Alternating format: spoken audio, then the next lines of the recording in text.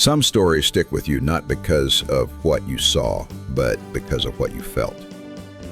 It was the coldest morning of that winter. Your breath turned to ice the moment it left your mouth. Every tree branch groaned under the weight of frozen silence. The wind had stopped, but not in a peaceful way. It felt like the world was holding its breath. Snow stretched across the prairie in untouched waves, so white it almost hurt your eyes. Paul wanted to check the trap lines near the ridge, so I rode with him. Annie was sick with a cough, and Ma didn't want Pa to go too far alone. We didn't talk much as we rode. The silence made every hoofbeat seem louder than it was. Even Clover, our dog, stayed close and quiet with his tail down and ears alert. Then, about a mile from the ridge, Pa stopped, thoughtful. "Look at that," he said, nodding toward the edge of the woods. I followed his gaze, and that's when I saw them. Tracks, big ones. Not horse, not man, not anything I recognized. Each print was deep and wide, spaced too far apart for a normal stride. Whatever made them was heavy and fast. "Bear?" I asked, though I didn't believe it. Pa shook his head.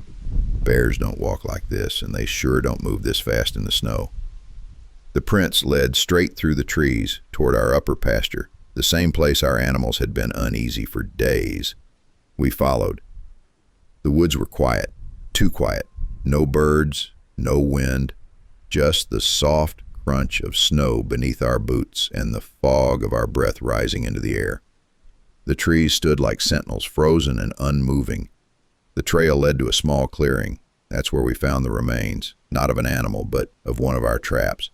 It was smashed to pieces. The iron was bent, and the canvas was torn. Something had ripped through it like it was paper.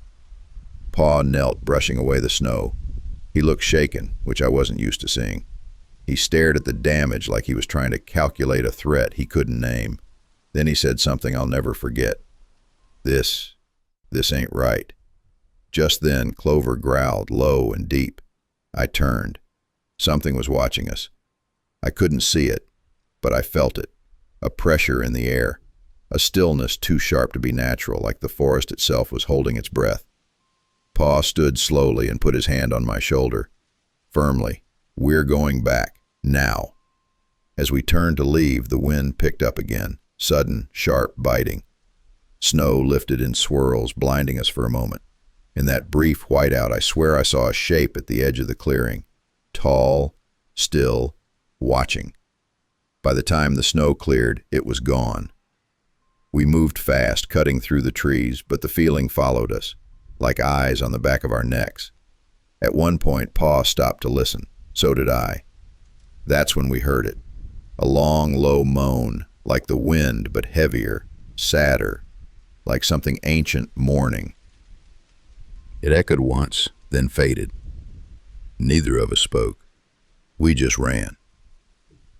Back at the homestead, Ma saw our faces and asked, "What happened?" Pa didn't answer.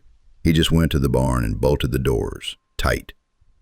That night, we kept the fire burning longer than usual. Pa sat near the window with his rifle across his lap.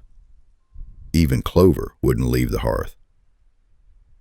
His ears twitched nonstop, and Pa didn't sleep. I lay there staring at the ceiling. The shape from the woods burned into my mind. And though we never saw what made those tracks again, the prints were gone by morning.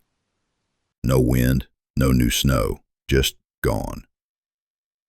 Some folks around here say the prairie holds secrets, old things from before men laid tracks and borders. They call them ghost stories. But I know what I felt, and I know Pa never went back to that ridge again. If this story stirred something in you, be sure to like and share and subscribe so you don't miss the next one. Next time I'll tell you about the redemption ride, the day Pa trusted me to go alone for help and how that ride changed me forever. But that's a story for another fire.